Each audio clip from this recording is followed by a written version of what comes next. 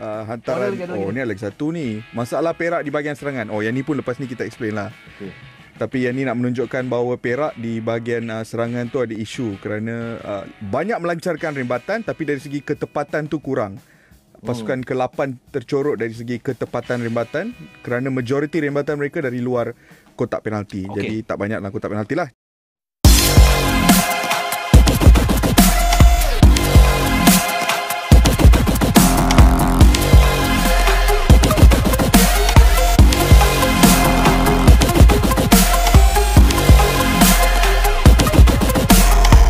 Okey, Perak based on statistik yang tadi memandangkan ni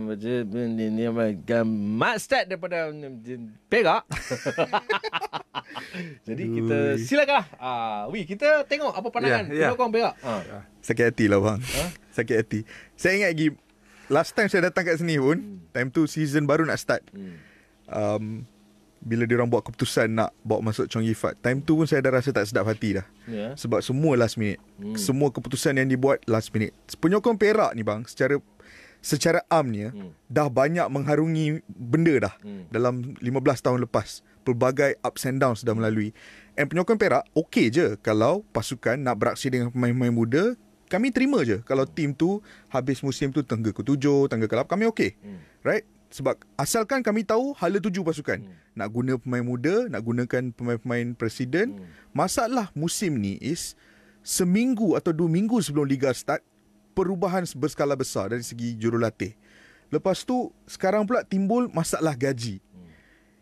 Kesemua perkara ini berlaku apabila Liga baru nak start dan baru bermula. Dan perkara ini memberi impak terhadap aksi di atas padang.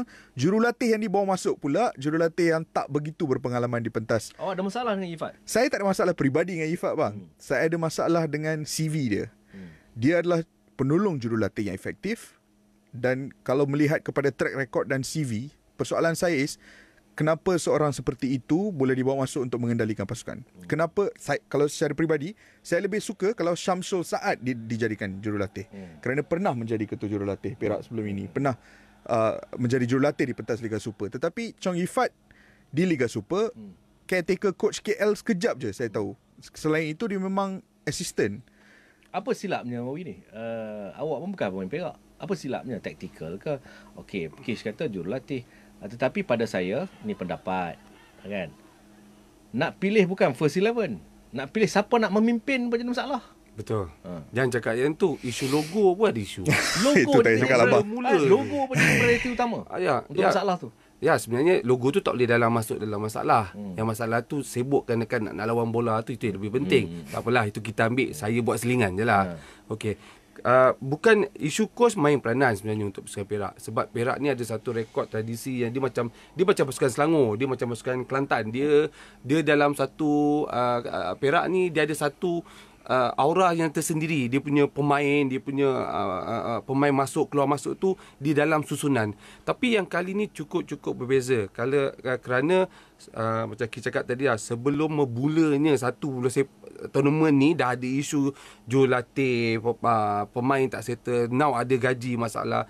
Dekat sini saya tak nak sentuh yang tu banyak, tapi saya sentuhkan apa yang berlaku. 8 perlawanan, 14 bolos, antara kedua pasukan yang paling banyak bolos selepas UiTM. So dekat sini memang ada problem dari segi permainan di corak pertahanan.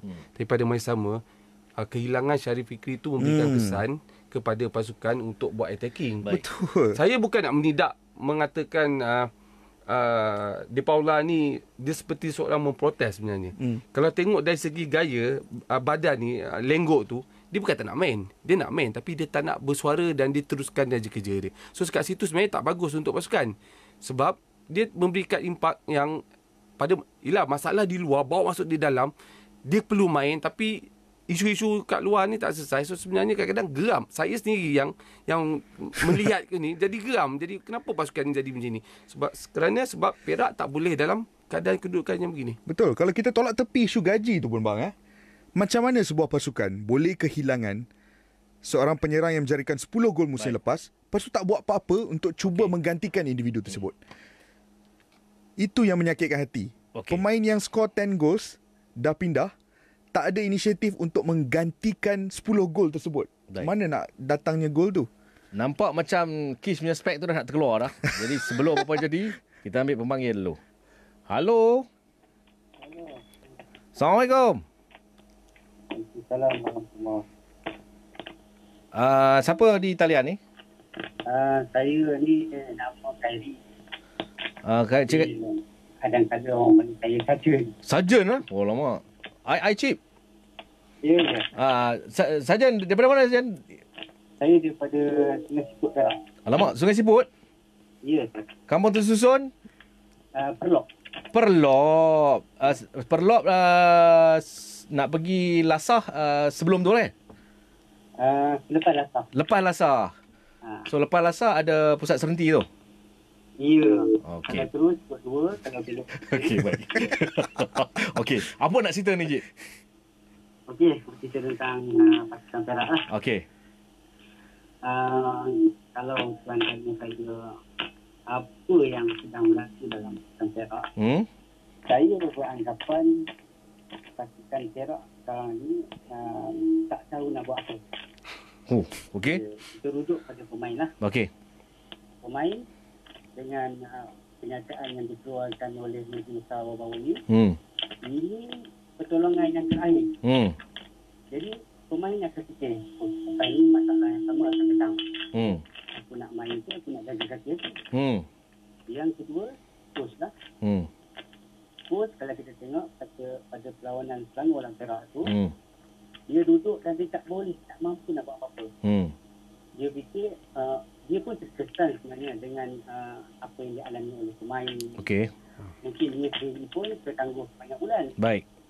Yang ketiganya, pengurusan lah. Pengurusan, dia tak tahu satu je. Dia tahu macam mana nak cari dana.